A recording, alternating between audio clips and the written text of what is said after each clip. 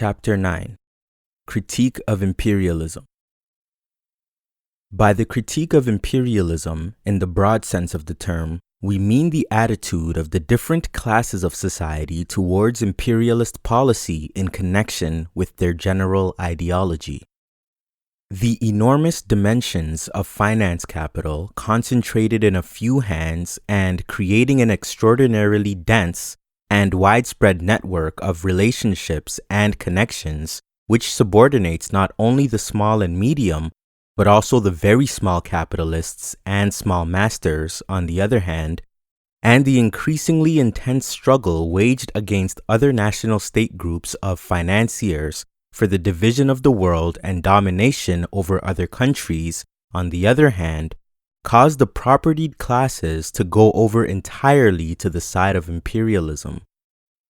The enormous dimensions of finance capital concentrated in a few hands and creating an extraordinarily dense and widespread network of relationships and connections, which subordinates not only the small and medium, but also the very small capitalists and small masters, on the other hand, and the increasingly intense struggle waged against other national state groups of financiers for the division of the world and domination over other countries, on the other hand, caused the propertied classes to go over entirely to the side of imperialism. General enthusiasm over the prospects of imperialism, furious defense of it, and painting it in the brightest colors, such are the signs of the times. Imperialist ideology also penetrates the working class. No Chinese wall separates it from the other classes. The leaders of the present-day so-called Social Democratic Party of Germany are justly called social imperialists, that is, socialists in words and imperialists in deeds. But as early as 1902, Hobson noted the existence in Britain of Fabian imperialists who belonged to the opportunist Fabian society. Bourgeois scholars and publicists usually come out in defense of imperialism in a somewhat veiled form. They obscure it completely.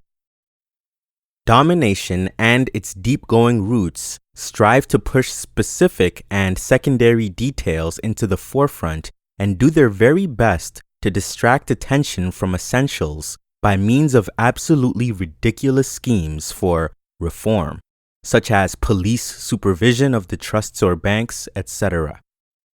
Cynical and frank imperialists, who are bold enough to admit the absurdity of the idea of reforming the fundamental characteristics of imperialism, are a rarer phenomenon.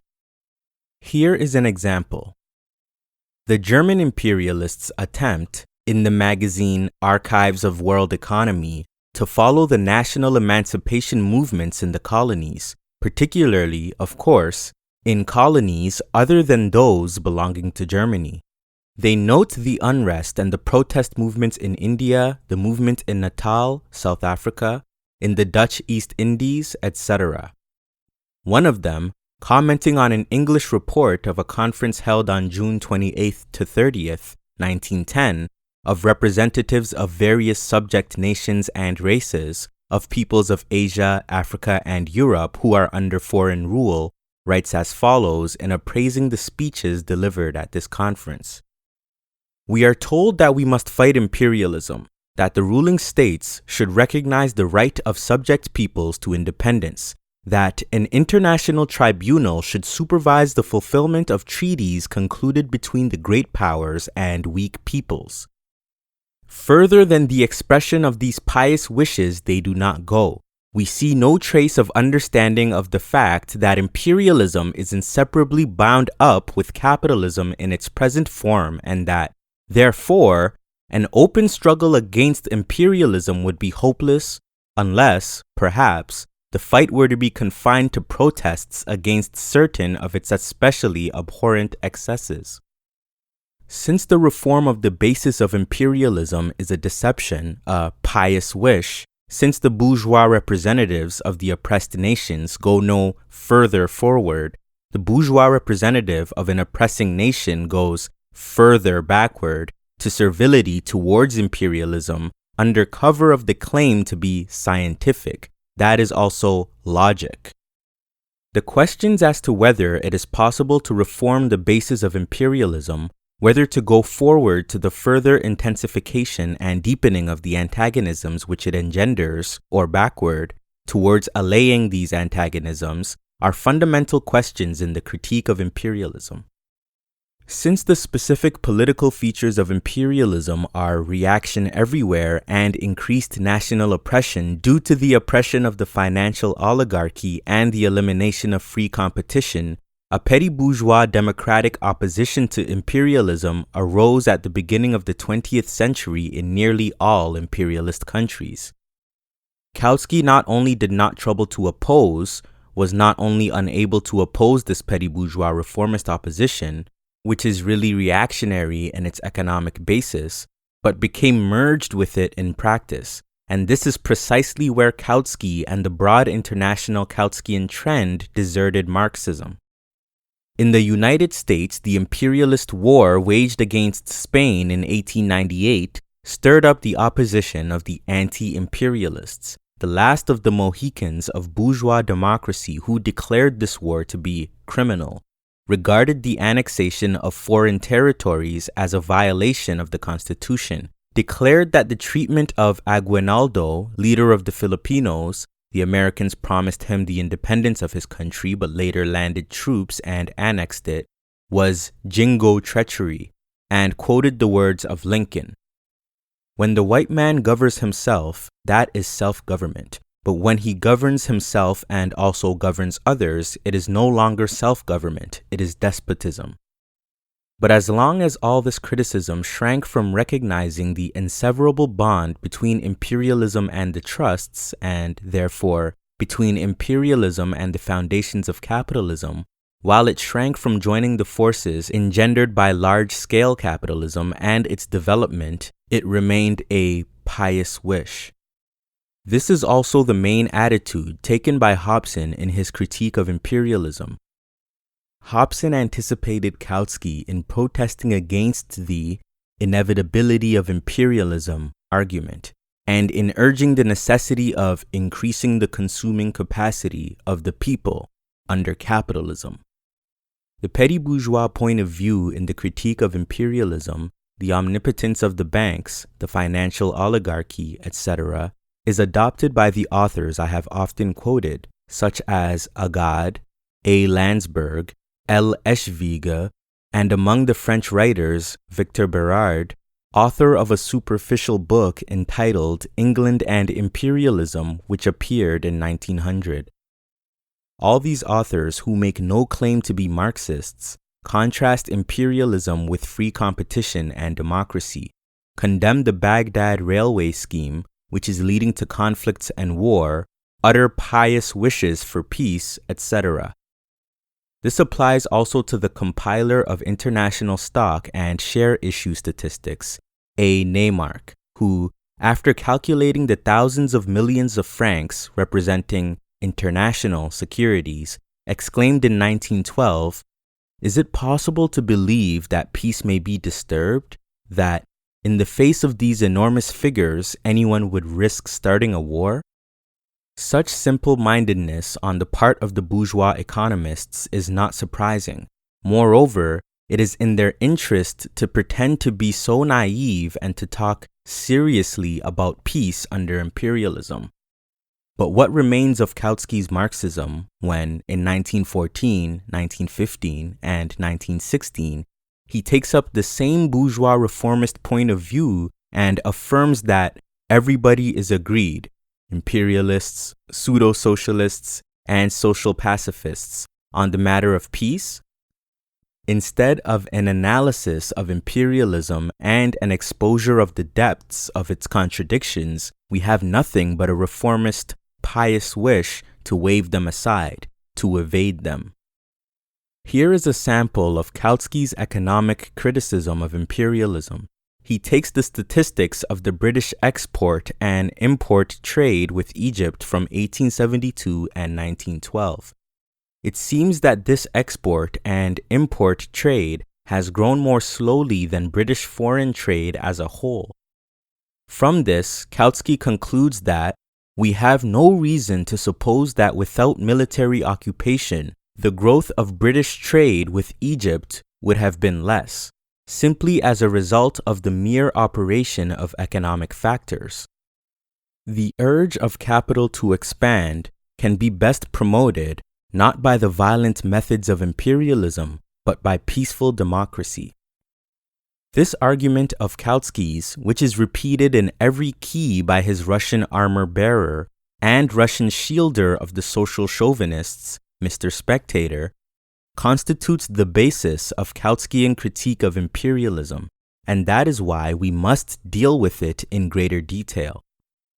We will begin with a quotation from Hilferding, whose conclusions Kautsky on many occasions, and notably in April 1915, has declared to have been unanimously adopted by all socialist theoreticians. It is not the business of the proletariat, writes Hilferding, to contrast the more progressive capitalist policy with that of the now bygone era of free trade and of hostility towards the state. The reply of the proletariat to the economic policy of finance capital, to imperialism, cannot be free trade, but socialism. The aim of proletarian policy cannot today be the ideal of restoring free competition, which has now become a reactionary ideal, but the complete elimination of competition by the abolition of capitalism. Kautsky broke with Marxism by advocating in the epoch of finance capital a reactionary ideal, peaceful democracy, the mere operation of economic factors. For objectively, this ideal drags us back from monopoly to non-monopoly capitalism and is a reformist swindle. Trade with Egypt or with any other colony or semi-colony would have grown more without military occupation, without imperialism, and without finance capital. What does this mean? That capitalism would have developed more rapidly if free competition had not been restricted by monopolies in general, or by the connections, yoke, i.e. also the monopoly of finance capital, or by the monopolist possession of colonies by certain countries? Kautsky's argument can have no other meaning, and this meaning is meaningless. Let us assume that free competition without any sort of monopoly would have developed capitalism and trade more rapidly.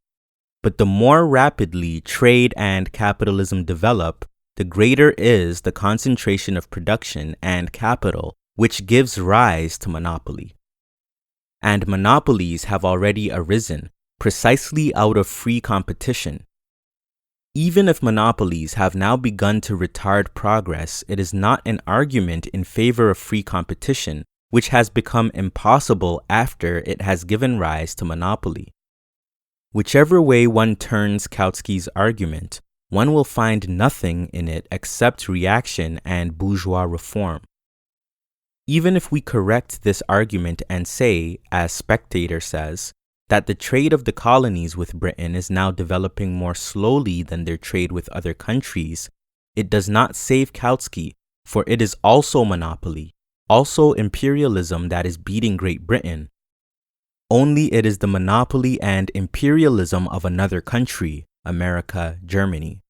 It is known that the cartels have given rise to a new and peculiar form of protective tariffs, i.e., goods suitable for export and protected. Engels noted this in Volume 3 of Capital. It is known, too, that the cartels and finance capital have a system peculiar to themselves, that of exporting goods at cut-rate prices, or dumping, as the English call it. Within a given country, the cartel sells its goods at high monopoly prices, but sells them abroad at a much lower price to undercut the competitor, to enlarge its own production to the utmost, etc. If Germany's trade with the British colonies is developing more rapidly than Great Britain's, it only proves that German imperialism is younger, stronger, and better organized than British imperialism, is superior to it, but it by no means proves the superiority of free trade. For it is not a fight between free trade and protection and colonial dependence, but between two rival imperialisms, two monopolies, two groups of finance capital. The superiority of German imperialism over British imperialism is more potent than the wall of colonial frontiers or of protective tariffs. To use this as an argument in favor of free trade and peaceful democracy is banal. It means forgetting the essential features and characteristics of imperialism, substituting petty bourgeois reformism for Marxism. It is interesting to note that even the bourgeois economist A. Landsberg, whose criticism of imperialism is as petty bourgeois as Kautsky's, nevertheless got closer to a more scientific study of trade statistics. He did not compare one single country chosen at random and one single colony with the other countries. He examined the export trade of an imperialist country, one, with countries which are financially dependent upon it and borrow money from it, and two, with countries which are financially independent. He obtained the following results. Refer to figure 9a in the PDF companion. Landsberg did not draw conclusions and therefore, strangely enough, failed to observe that if the figures prove anything at all, they prove that he is wrong. For the exports to countries financially dependent on Germany have grown more rapidly, if only slightly, than exports to the countries which are financially independent. I emphasize the if, for Landsberg's figures are far from complete.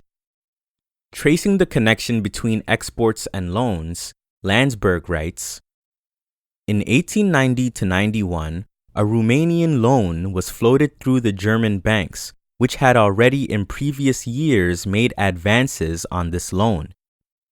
It was used chiefly to purchase railway materials in Germany. In 1891, Germany exports to Romania amounted to 55 million marks. The following year, they dropped to 39.4 million marks and, with fluctuations, to 25.4 million in 1900. Only in very recent years have they regained the level of 1891, thanks to two new loans. German exports to Portugal rose, following the loans of 1888 to 21,100,000, 1890.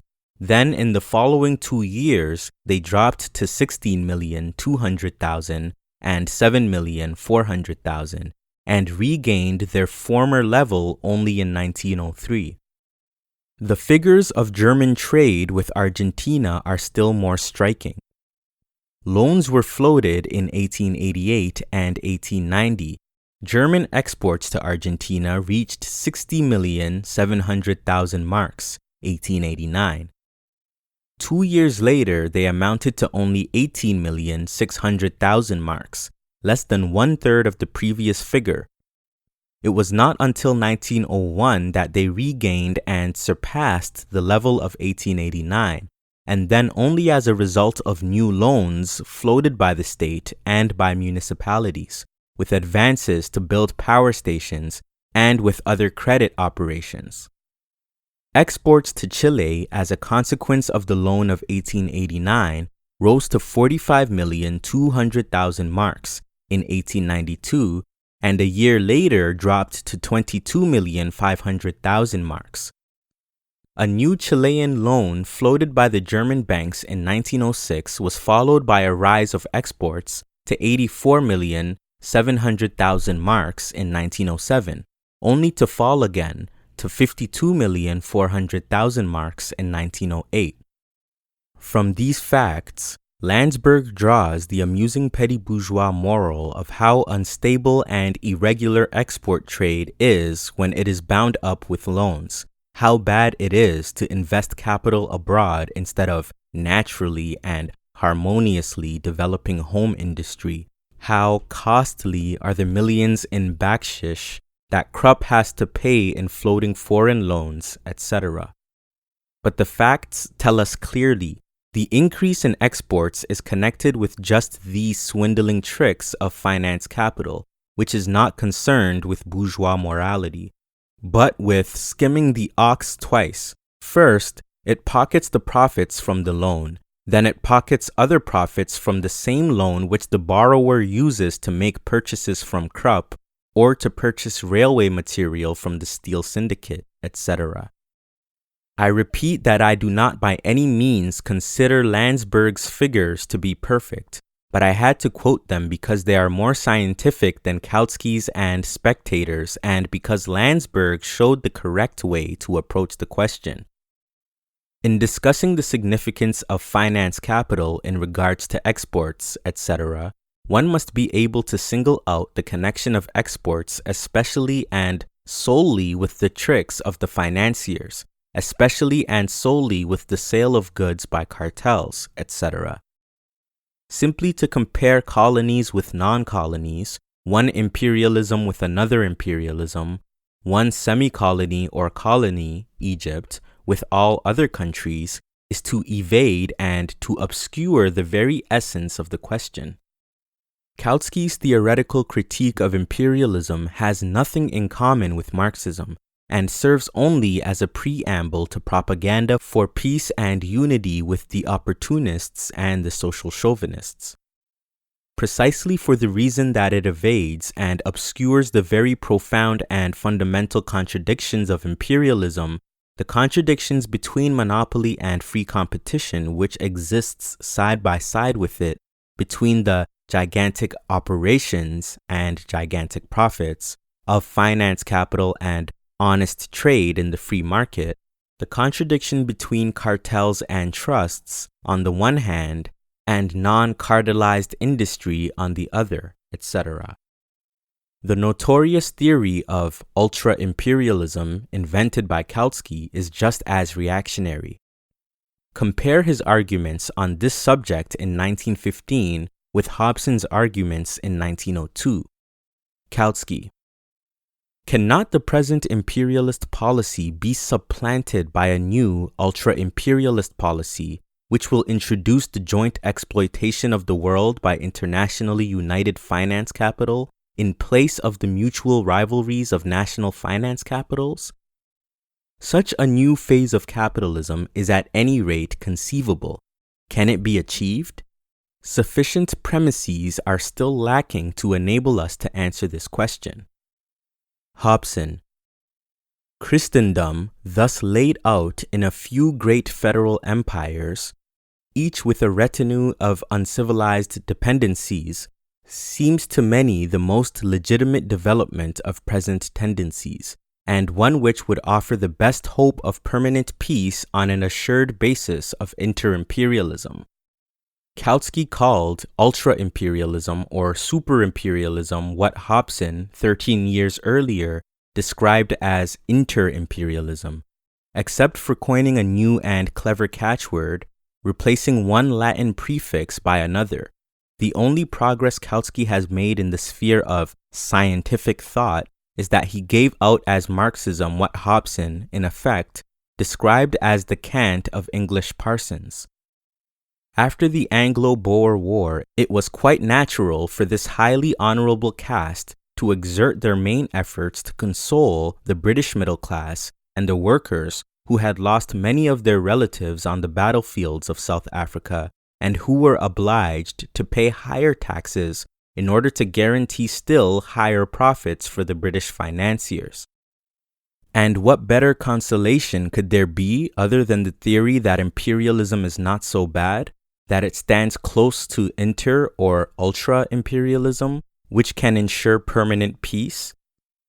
No matter what the good intentions of the English parsons, or of sentimental Kautsky, may have been, the only objective, i.e., real social significance of Kautsky's theory is this: it is a most reactionary method of consoling the masses with hopes of permanent peace being possible under capitalism. By distracting their attention from the sharp antagonisms and acute problems of the present times, and directing it towards illusory prospects of an imaginary ultra-imperialism of the future. Deception of the masses, that is all there is in Kautsky's Marxist theory. Indeed, it is enough to compare well-known and indisputable facts to become convinced of the utter falsity of the prospects which Kautsky tries to conjure up before the German workers and the workers of all land. Let us consider India, Indochina, and China. It is known that these three colonial and semi-colonial countries, with a population of 600 to 700 million, are subjected to the exploitation of the finance capital of several imperialist countries, Great Britain, France, Japan, the USA, etc. Let us assume that these imperialist countries form alliances against one another in order to protect or enlarge their possessions, their interests, and their spheres of influence in these Asiatic states. These alliances will be inter-imperialist or ultra-imperialist alliances. Let us assume that all the imperialist countries conclude an alliance for the peaceful division of these parts of Asia. This alliance would be an alliance of internationally united finance capital. There are actual examples of alliances of this kind in the history of the 20th century. The attitude of the powers to China, for instance. We ask, is it conceivable, assuming that the capitalist system remains intact, and this is precisely the assumption that Kautsky does make, that such alliances would be more than temporary, that they would eliminate friction, conflicts, and struggle in every possible form? The question has only to be presented clearly for any other than a negative answer to be impossible. This is because the only conceivable basis under capitalism for the division of spheres of influence, interests, colonies, etc., is a calculation of the strength of those participating, their general economic, financial, military strength, etc. And the strength of these participants in the division does not change to an equal degree, for the even development of different undertakings, trusts, branches of industry, or countries is impossible under capitalism. Half a century ago was a miserable, insignificant country, if her capitalist strength is compared with that of the Britain of that time, Japan compared with Russia in the same way. Is it conceivable that in 10 or 20 years' time, the relative strength of the imperialist powers will have remained unchanged? It is out of the question. Therefore, in the realities of the capitalist system and not in the banal Philistine fantasies of English parsons or of the German Marxist, Kautsky, inter-imperialist or ultra-imperialist alliances, no matter what form they may assume, whether of one imperialist coalition against another or of a general alliance embracing all the imperialist powers, are inevitably nothing more than a truce in periods between wars. Peaceful alliances prepare the grounds for wars, and in their turn grow out of wars. The one conditions the other, producing alternating forms of peaceful and non-peaceful struggle on one and the same basis for imperialist connections and relations within world economics and world politics. But in order to pacify the workers and reconcile them with the social chauvinists who have deserted to the side of the bourgeoisie, overwise Kautsky separates one link of a single chain from another, separates the present peaceful and ultra-imperialist, nay, ultra-imperialist alliance of all the powers for the pacification of China. Remember the suppression of the Boxer Rebellion, from the non-peaceful conflict of tomorrow, which will prepare the ground for another peaceful general alliance for the partition, say, of Turkey on the day after tomorrow, etc., etc. Instead of showing the living connection between periods of imperialist peace and periods of imperialist war, Kautsky presents the workers with a lifeless abstraction in order to reconcile them to their lifeless leaders. An American writer, Hill, in his A History of the Diplomacy in the International Development of Europe, refers in his preface to the following periods in the recent history of diplomacy. 1. The era of revolution, 2. Constitutional movement. 3. The present era of commercial imperialism. Another writer divides the history of Great Britain's world policy since 1870 into 4 periods. 1. The First Asiatic period, that of the struggle against Russia's advance in Central Asia towards India. 2. The African period, approximately 1885 to 1902, that of the struggle against France for the partition of Africa, the Fashoda incident in 1898, which brought her within hair's breadth of war with France.